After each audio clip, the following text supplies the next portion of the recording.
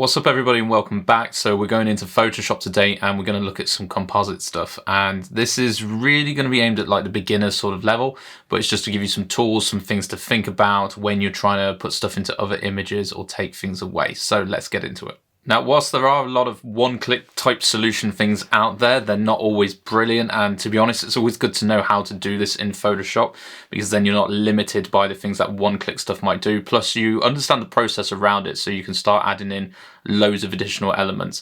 Now, this is something that I do quite a lot when it comes to like making album artwork. Usually I'll take a landscape photo, I start adding in all of these other elements as well, and it needs to kind of look natural, and that's really the hard thing about this, is getting it to look natural and that this was all taken as one image. So there's a lot of steps that we need to actually consider before we get to that final result. Now, I've gone ahead and chosen two photos here. I've chosen this one of sort of what looks like a background, probably from Iceland. And we can see there's a person in it as well, but I think I'm going to crop in on this, and then also a Viking too. I'm wearing a Vikings t-shirt at the minute, so let's just stick with the Viking route. Now, the aim is I want to take this Viking and put it into this background. But before I even thought about that, I'm trying to think of the composition, which is basically I need to consider things like the direction of light, perspective, all of these aspects when actually choosing the photos. For example, whilst this may be taken in sort of a dark background and we're going to be putting it onto a lighter background, the subject himself is actually quite well lit here, and there's some nice kind of shadow already present down the side of it. What I'm looking at when I'm trying to find the right photos to marry together is that the lighting is actually very similar. Now, that doesn't have to be sort of left to right, but actually the direction of the lighting. So if this was flipped the other way round, I can always flip this horizontally and I've got the light on the other side. But what I'm looking for here is that how the light is coming across him. If I go back onto my landscape photo and I look at the shadows of the mountain, it's roughly in the same sort of position. So that already means that when I put this Viking into the background, I've actually already got the directional light matching. If I take something where the light is completely off or completely different, it's going to be harder for me to match it, and it may not actually work as well. So when you're choosing your images, try to choose stuff that actually already matches and is going to look better. That already helps to get that natural element when the two of them are put together. Other things to consider then is also going to be contrast. So how contrasted is your background image to your subject image, and we can do some things to fix that. And then also the color. Is the color similar, or do we have to tweak things? So let's first look at how we're going to actually separate the object from the background and pull it across and put it into this image. So I'm going to come across onto my Viking here then. And, you know, there was quite a few ways of actually doing this. If I come across here, I can see I want to select the subject. So actually, I'm just going to draw a box around this rather than this sort of lasso. And do you know what? Photoshop does a fairly good job these days of actually selecting your subject, kind of the similar way that the select subject does in Lightroom as well. But it's never perfect. So you can see it's had some time to think about that. And if I zoom in, it's done a good job of going around the actual outline, but there may be bits like kind of included, as we can see down here. Part of the floorboard is still in there. You know, as I go up top, there's bits by the beard not included, so it's not a perfect match. Where it becomes really hard is when you're dealing with hair or like fur here, and it's not going into it as much. So these are kind of some little bits you have to go back over, but we're going to throw a mask over that then. So if I zoom back out, I'm going to come back down here and I'm just going to throw a mask over that, and that's going to remove that background for me. Now, when I'm going over this, I tend to, you know, you can go and you sort of lasso around this. To be honest, I just sort of go in with a brush and I just add on to what I've got here. So I'll bring my brush right down. I tend to still go with a soft brush. I know some people that do go with a hard brush on there. And I will just go around the image. Just for the sake of time, I'll go up on 100%. But if we come down here to where that floorboard was included, so I'll go around my image and I'll just take those bits out. Now you can see the moment I've done that, there's clearly a definition between these two elements. So I'm just going to make my brush smaller for the bits that go around there. Again, so it looks like the AI tool has actually done a good job at picking everything up. And this is the part you want to take your time on, really. So when I'm dealing with like really kind of advanced album artwork bits, there's loads of elements to put in there. Sometimes I do get a bit lazy, and I hate myself for it, because later on when I'm editing, I can just, you know, you start doing different things with contrast and color to it, and these things you thought you might get away with start to pop back up. So do take your time with this, and you would basically go around your entire image and make sure that you've got all of these lines are perfect and exactly how you want it. So if we come up top here, for example, we can see parts of the beards, slightly missing there. So I might want to invert my brush and put that back in that way. Same with the ear there. I might want to take away some more of this, and I can be very, very detailed how I go around.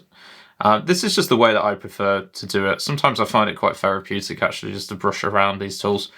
Dealing with the fur, again, I would still work with a brush, but I'd move away from a soft brush more into my concept sort of art pack, and I'll just find something that is a fur texture, and then I'll use that to actually eat in. And again, this is just very rough, but it gives you an example of if you're stuck trying to take things out of like fur and hair and stuff like that. Concept brush packs are really good because they tend to have a lot of different textures in, and you can just download these textures and and you can work it the same way and just build this in. And you'll see how I use this later on when it comes to like the feet area. So I'm just going to go right the way around all of that and make it look like the edges are fur. Again, do not judge me on this because I've been so quick because of time. But there we go, let's just fast forward on that, and you can already see as I zoom out, that's got a little bit less of a harsh line and a bit more texture going onto it. So that's how I tend to do with my selection quite quickly, and then I'm simply just going to copy this whole thing across and put it onto my image. And for the moment, I'm just going to scale this down. Now, compositionally, I'm just going to whack him here like a giant at the moment. I think I'm going to have him stood around this kind of area. So I'm just going to put that there, and I'm actually going to crop this entire image down so I get a bit more of a focus in on that area there, like that. Okay, so we've got our Viking now in place. We've selected the subject. We've still got our mask here, so if we want to make any further edits, we can do. And you can see now as well that the direction of light is really matching here. So the light's kind of like swooping across on the mountains.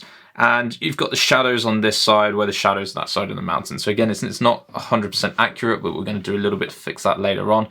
What we do have here is that the direction is matching. So we're imagining our light source is over here somewhere, and it's shining across. It feels like this person could sit in the image. What isn't right here at the minute though is this perspective, the contrast, the color, and the brightness. So now that we've got the person in here, we need to add all of those extra elements in and fix that. Perspective is always a weird one, and I always like to tackle it of trying to find out if your image has a horizon. That's often going to be where if you're looking at a horizon outside, that's your eyesight. So think about when this photo was taken, where was the photographer? Was the photographer taking the photo low? Were they quite high? Were they sort of, at a waist shot? Were they hip firing? You got to think, where does it look like the photographer was taking it? For me, this looks fairly sort of like straight on, so it's not like up high or anything like that. So as I'd be looking at this man, I'd roughly think, the camera's probably around his midsection there. And as a reference point for us for learning, I'm just going to use that circle on the breastplate as an example. So we know the horizon is down there. And you can see already at the minute, maybe he's a little bit taller than he needs to be with what's going on the ground level. So I'm going to look at where my horizon actually is, and I'm just going to draw a line across that for my own benefit so I can see it. Then I'm going to shrink him down a bit and try and get that breastplate sort of around the horizon line there, like that. And that now matches in the perspective of if we're looking at the horizon and we're looking at him as if we're taking a photo of the landscape and of the person. As the photographer, are we stood in the same spot? So that's how I like to think about it. So for me, that looks all right now. And if I zoom in on the feet, are there any weird perspective bits going on here? Not so much. That all looks quite good. And then if I was to bring him a bit closer, so maybe if I bring him forward a bit, that's when I would make him a bit taller as well, and again try and match that up. So you can't just throw your objects in, you really do have to think about perspective. Are they the right sizes, the right things going on with this? Again, I'm not being perfect with this, and you might also find the more elements you start to put in, if you were to put like more Vikings, more stuff in the background there, that's going to influence your perspective as well. So I actually find it really hard putting the first one in, but as I start to add more elements into this, then I'll find myself coming back to the first ones I put in, maybe in the foreground, and tweaking that and matching the sizes a bit more. Don't be afraid to draw lines. Like it's just tools. Photoshop is full of tools to help us.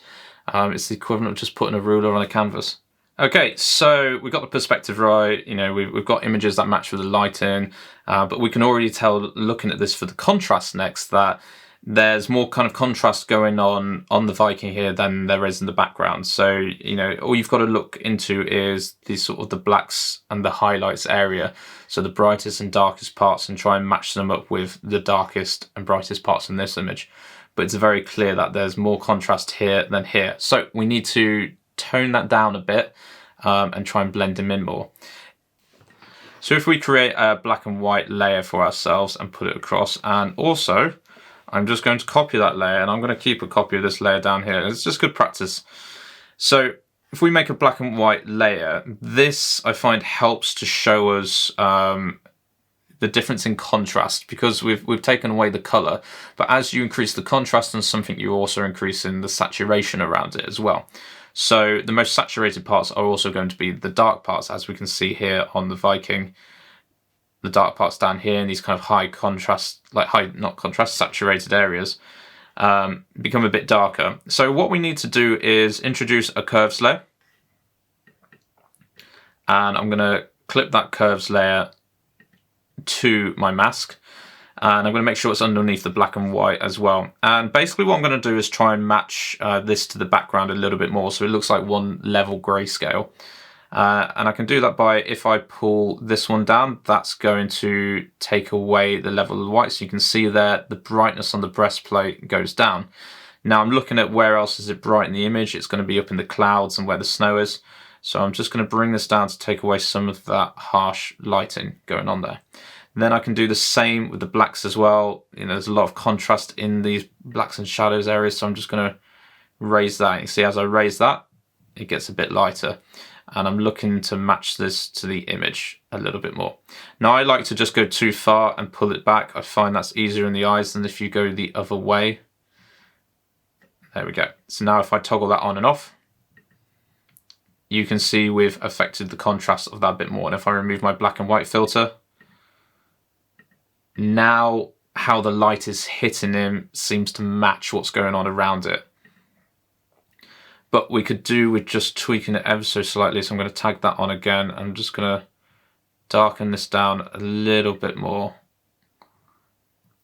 Now you could use brightness and contrast.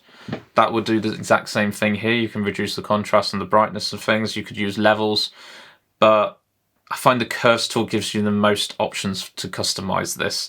So it's a really powerful tool, and I'd recommend that you get into using the curves tool. If you've not seen my video on Lightroom using the curves tool, go into that. It kind of explains the basics of introducing contrast across channels, which is the exact same techniques I'm using here. So now I toggle that on and off. Looks a bit darker, looks like the blacks, the whites, everything's fitting in a little bit more. So if I turn that off and go back, now he's starting to feel like he's fitting into the actual scene. The next thing we need to do then is start to tackle color. So I'm going to tackle the saturation side this time. Depending on what you do with the curves, you might introduce more contrast. You know, again, that's going to introduce saturation. You really got to take this image by image. So what I've done now on the curves is not what you would do on every image. What you would do is what we did with the black and white. So you've got to match your things together, not copy the exact settings that I'm doing here. So I'm going to go in, and this looks a little bit too kind of bright for me. So I could go with the master and sort of bring down the master saturation, because the entire image is just a little bit muted on colors. So I could do my master saturation, or I could go into the sort of individual channels as well. So if I'm dealing with sort of reds and yellows there, I could go into my reds and yellows and just bring those aspects down. You can see that shoulder pad and pretty much most of the leather has those tones in there. But I've made a rookie error, and you can see that I've forgotten to clip this again. And I want to make sure that this only affects my Viking there.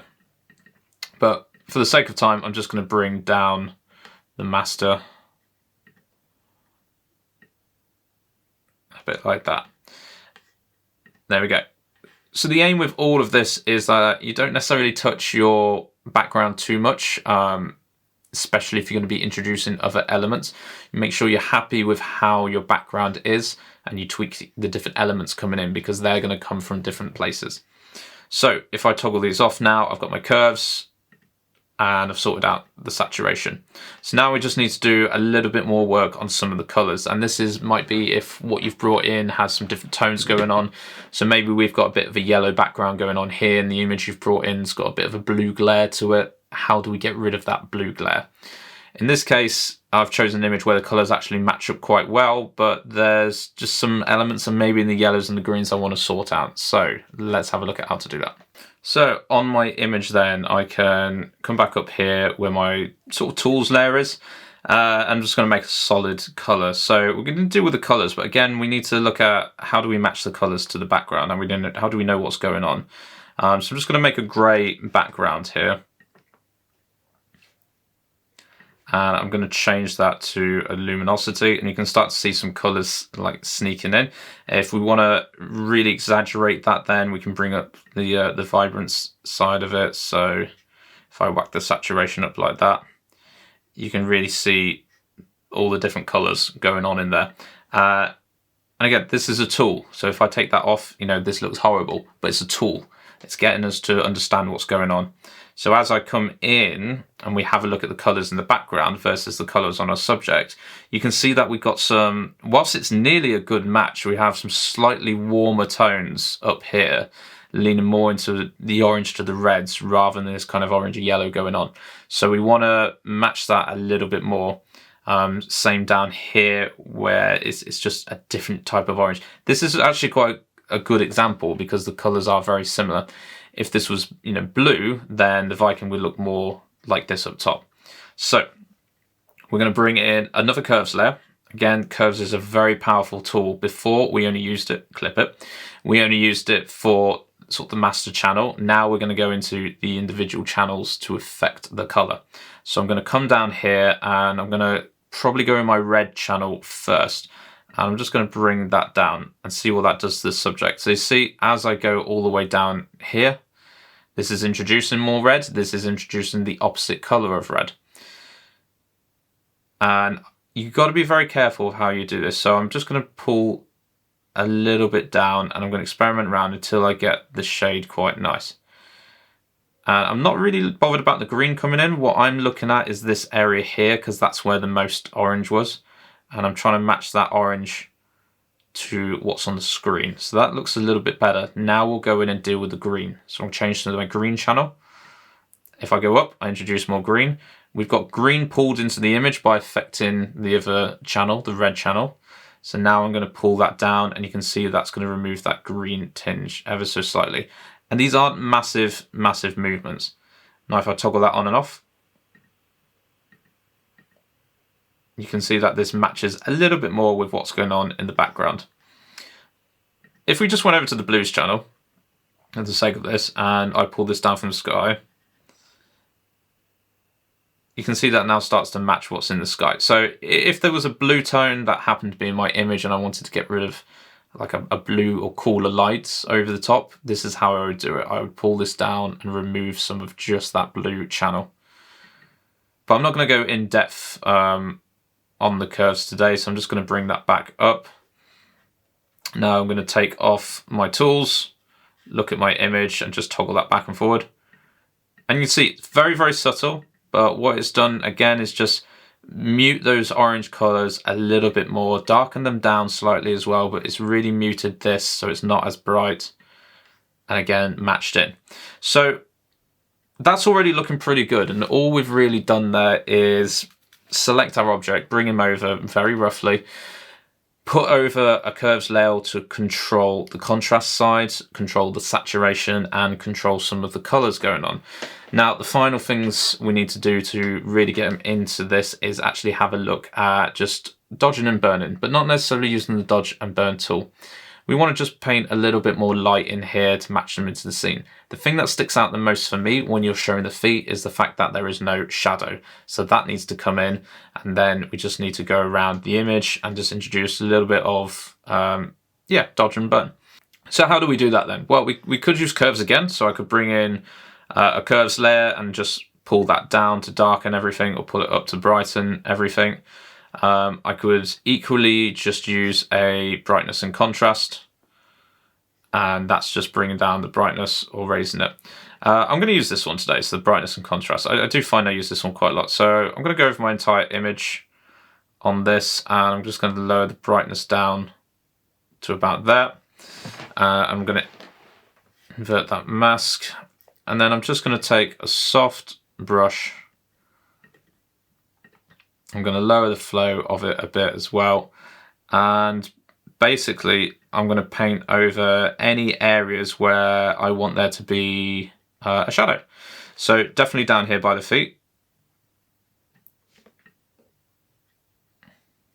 and I'm just going to bring that across there like that. Now I probably find that's not enough brightness moving down there, so I'm just going to pull that further. Like so. I'll go over and do another layer on the shadow as well to really make that stand out, but I'm just painting in that there. One thing I probably should have said is, how do I know the direction of it? So I need to imagine, all I was doing there was copying the mountains, but what I would do is look at how the mountains, the shade is striking, and I would just draw a few lines looking at basing where I think the light source is, which is up here somewhere. And I'm following how the shadows are actually hitting. So for me, when I'm painting the light in now, I'm going to follow those bits. But what I tend to do is just go over any bits that are already sort of shadows as well, and just really accent them out like a little bit more. And again, I'm being quite rough with this. And then I'll go smaller brush onto the Viking as well, and I'll just paint around, a bit more darkness around the actual shadow itself there.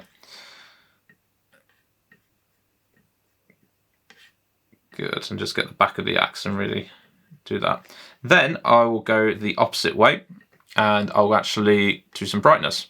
So I'll brighten the whole master image like that, invert the mask, and then I'm going to go around areas that I actually want to be brightened up a bit. So that area of the Viking, down the arm there, and you're just looking at where the light hits. And then same again, I would go over different areas in the image and just accent out some of those shadows a bit more as well. So maybe like up on the mountains there. And I'm being very, very quick with this, but I would sort of follow the creases. And by doing this, again, it's just another way of matching things into the environment. So if I toggle those on and off there, and I'm just going to take away all those lines, perspective lines we have, just adds that little bit more like dramatic flair to the image. You're bringing in some brightness without necessarily affecting the contrast too much. But that shadow's still not quite right. So I'm actually going to bring in another area, and let's try using the curves this time. I'm going to darken everything down, invert that, and then this time I'm purely just going to go over that sort of shadow area there.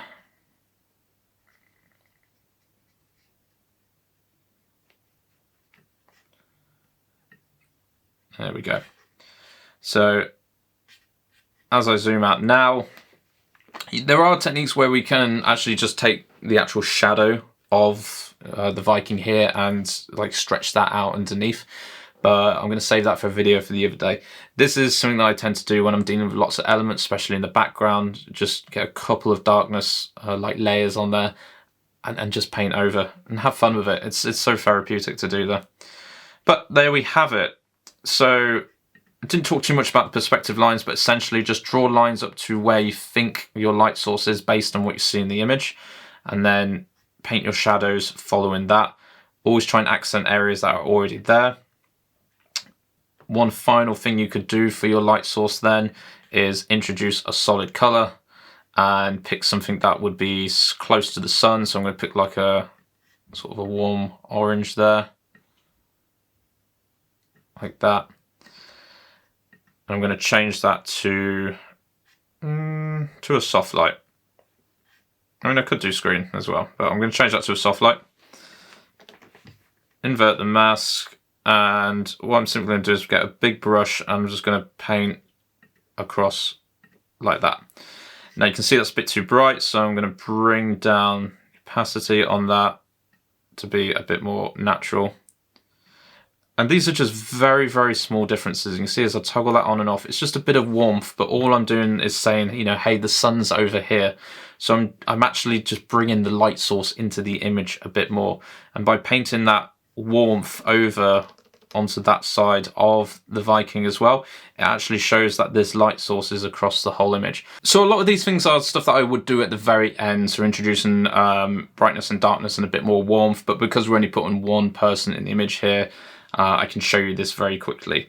So now that I zoom in, this is starting to feel like he's matching into the environment a little bit more. One last thing I wouldn't quite be as happy with is the feet are very flat to the ground, and this line needs to be eaten into a bit more, so I would probably come down to my layer mask and I'll do a similar thing of what we did with the fur. I would go into my concept brushes,